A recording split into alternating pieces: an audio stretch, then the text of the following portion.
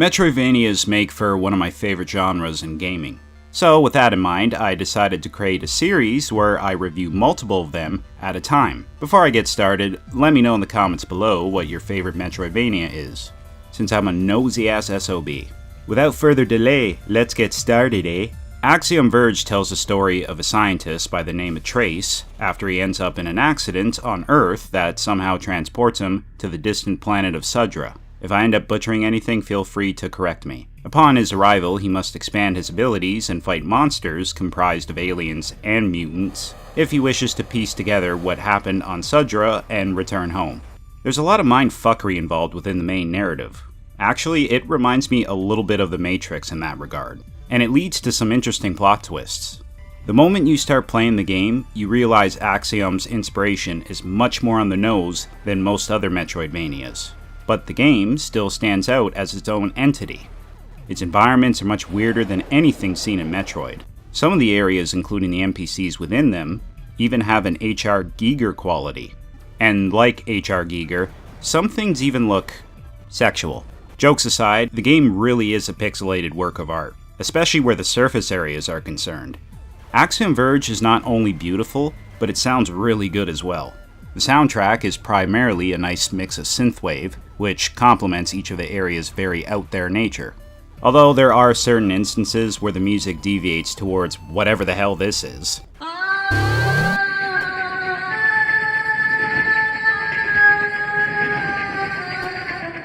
Oddly enough though, the music still suits the area. The best soundtrack in this game for me personally is the one from this area called E Kerma, as it gives off some serious Terminator vibes.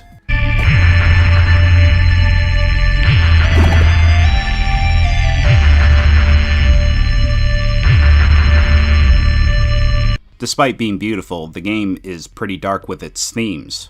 This is a must, because when you're a human being exploring a distant alien planet, the world should feel both creepy and fascinating. Besides, the creepiness is what helps tell a story. There's an area within Axiom Verge that's littered with a mountain of corpses. This implies Sudra was once a beautiful planet teeming with sentient life.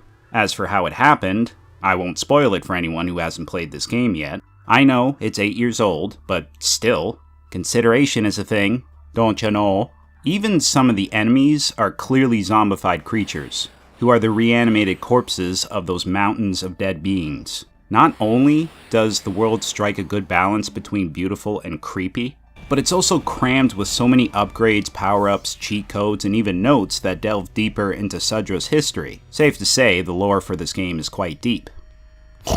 So exploring every corner of the map will more often than not reward you substantially in some way. However, there are smaller areas Trace can explore. Instead of transforming into a giant metallic hamster ball to access these smaller areas, you can shoot out a drone that can fit in small places Trace can't. Trekking these areas is often difficult as a drone, but the reward at the end is always worth the effort. Unfortunately, the drone's only means of attacking is shooting a laser beam from its eye. Naturally, the drone's eye beam isn't as powerful as Trace's other weapons, voice crack. Still though, it can be quite useful at killing weaker enemies if you find yourself getting low on health. Speaking of other weapons, there are a crazy amount of different weapons you can find, and most of them are fun to use with a few stank-ass dingleberries in between. Each one has its own advantages and disadvantages. You can even unlock a drill which can carve through stone and damage certain enemies your bullets can't. Finally, there's something called the Address Disruptor. With it, you can glitch pieces of the environment or enemies, turning the latter into either platforms, making them more susceptible to damage, or even essentially reprogramming them so they can attack other enemies instead of you. Oh yes, very helpful.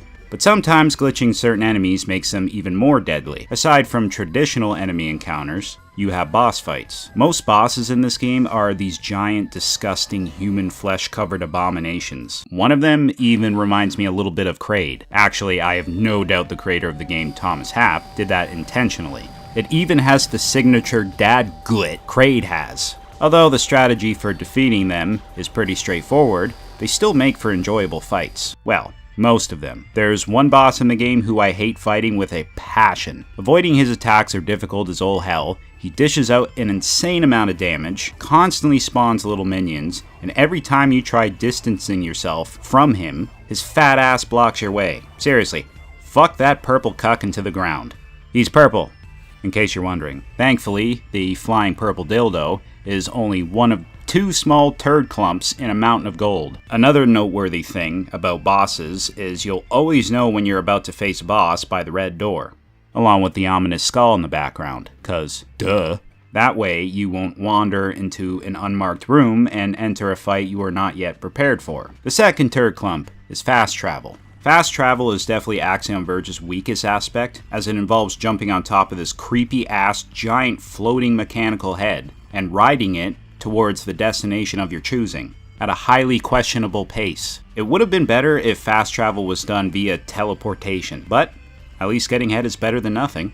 Overall, I think that Axiom Verge is one of the best Metroidvanias ever made, and for that reason, I'm going to give it a 9 out of 10. Ori and the Blind Forest is a game with a heavier focus on the narrative than most other games in the genre. Ori is adopted by this chunky monkey Naru, who becomes Ori's mother figure. You see them form a bond on screen with very minimal text, as it is shown through actions rather than walls of dialogue. This is a prime example of a picture is worth 1,000 words. Even the big bad of the game, Kuro, oh I know I butchered that, a gigantic owl of shadow, is a villain with an actual story. She didn't just wake up one day and decide, I'm gonna be a jackass for no apparent reason. I'm being cryptic on purpose because I don't want to spoil it for people who want to play through it for the first time.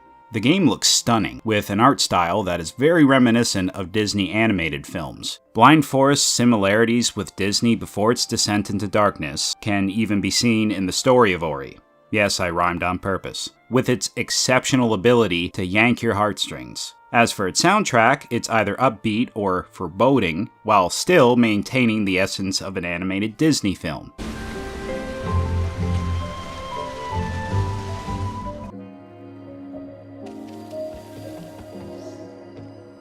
This is a game all about fast, precise, responsive platforming. If you end up dying, it'll be your fault. I can't comment on the boss fights because Blind Forest has none. What it does have, though, are high-octane chase sequences that make for memorable set pieces. I guess you can argue its chase sequences are like the bosses within the game. Much like a boss, they force you to use every skill you have learned up until that point. However, they rely on a lot of trial and error, along with quick reflexes. So dying a shit ton of times is practically guaranteed. Every time you die during a chase sequence in normal mode, you start from the beginning. You can imagine how tedious it can be, unless of course you played through Blind Forest already. In that case, you totally feel my pain. The chase sequences at least don't overstay their welcome, as they are fairly short. And when I overcame the first chase sequence, man oh man, did it feel like an accomplishment. Even though in reality, I accomplished nothing, as evident of me still being an unemployed, basement-dwelling, pasty, almost 30-year-old man-child. The final chase sequence was easily my favorite, and caps the game off with a very emotional ending,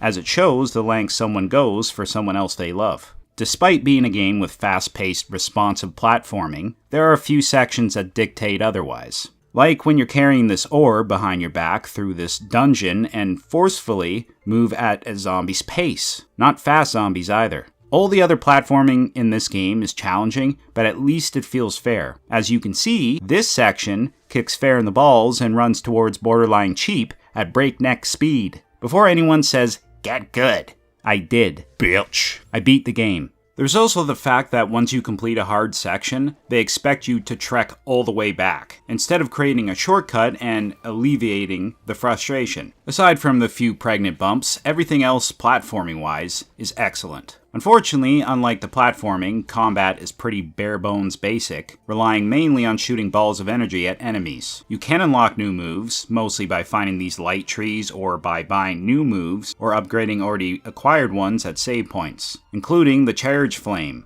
By holding the attack button, Ori unleashes a huge burst of powerful energy that inflicts a lot more damage on enemies, but costs you attack energy. There's the bash move, which allows you to use enemies as a means of propelling yourself in the direction of your choosing, or as a means of deflecting projectiles back at enemies. You can even unlock a stomp attack. Even then, combat still feels like an afterthought. It also doesn't help that the enemy variety sucks. The biggest standout feature of this game is the ability to create your own save points at basically any time you want by sacrificing some of your attack energy, usually reserved for special attacks. It's a double-edged sword because you can save just about anywhere, but it can also work against you if you end up clearing an even more difficult obstacle that made you wish you spent your energy on making a save point there instead. Plus, you may not have enough energy to unleash the attack needed for defeating a particularly annoying enemy, if you spent it all on creating a save point. Then there's the fact once you create a new save point with energy, the previous one vanishes forever and ever, eh?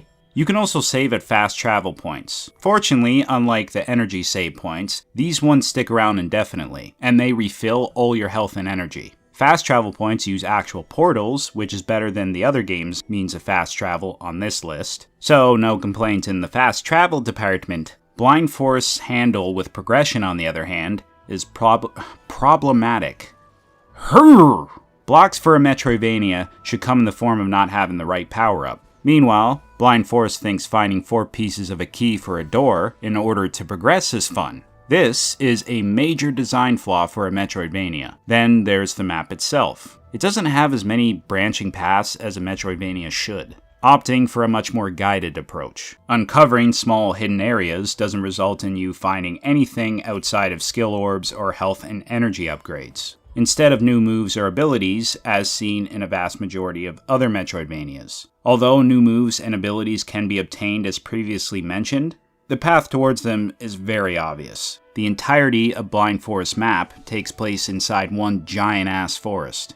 Who would have guessed? Yet, somehow, the developers added a surprising amount of variation within these forested areas. Despite its weaker exploration and less in-depth combat system, the story is still great, as are the visuals and platforming. Plus, Ori is absolutely adorable, so that definitely helps. Overall, an easy 8 out of 10. It's nice we finally got a Metroid game that chronologically takes place after Fusion. In a way, Dread is Fusion 2, as it relies more on horror, though its horror elements are less potent than the ones found in Fusion. Honestly, I do wish there were more scenes with Ravenbeak, seeing how he's such an awesome villain. But the fact you not only see 1, but 2 living Chozo in this game is so awesome. It's like when The Walking Dead hyped up Negan before his first on-screen appearance.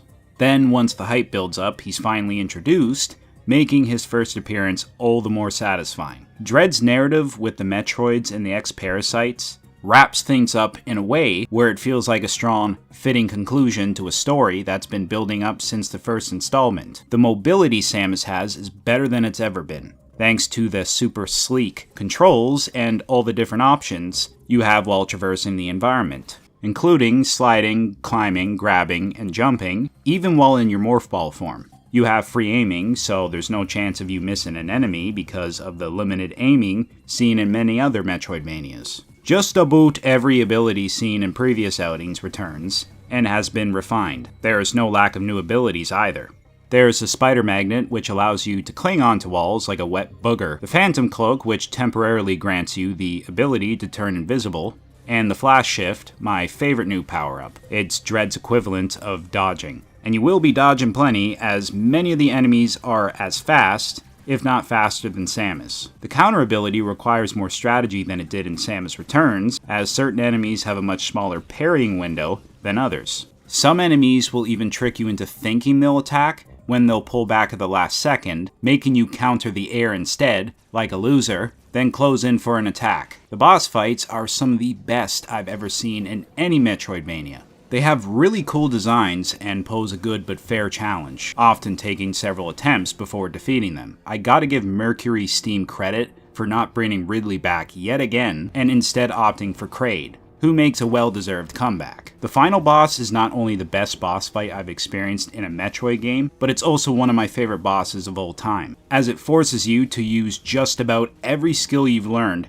throughout the game, just like a final boss should. The game does rely on reusing the same mini-bosses a lot though, with very little variation between them. Although the finishers for some of those mini-bosses and even the full-fledged bosses solidify Samus's badass bitchery. I'm begging you, don't take a drink every time I say the word boss, or else you'll die of alcohol poisoning. Ironically, the most dangerous enemies aren't even actual bosses. More on that shortly. Dread strikes a good balance between Samus being a badass and Samus being vulnerable. It has similarities to Fusion in that sense. That feeling of horror and vulnerability comes from the Emmys, who are like the Saxes of Dread. Although, the Sax is definitely creepier by a large margin.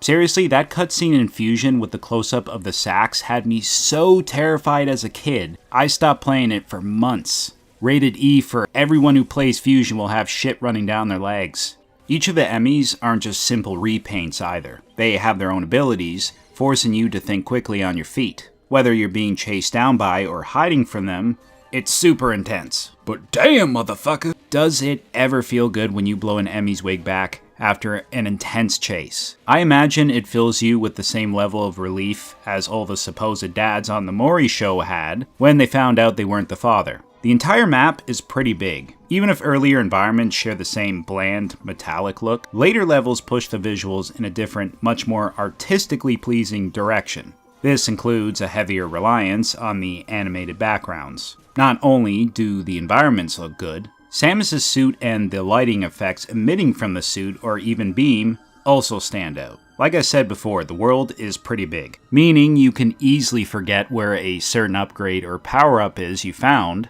but can't get yet on the account of not having the necessary tools. Thankfully, you have markers that let you pinpoint an area with a temporarily unobtainable upgrade or power-up. Doing so will save a lot of time looking for it when you inevitably forget where it is like the forgetful dipshit you are. The fast travel system isn't as bad as Axiom Verge's, but it still sucks. Yes, you have teleporters, even though they're color-coded. What this means is you can only fast travel to other red teleporters. If there's a specific place you want to go to that has a teleporter, but it isn't red, then you know what that means. You're shit out of luck. It's a dreadful system no developer should use. Dad pun fully intended. Metroid Dread's Achilles heel is the music. It isn't bad, but it's still not nearly as good as the soundtracks from previous Metroid games. The Metroid Prime trilogy especially, with Vandrarna Drifts.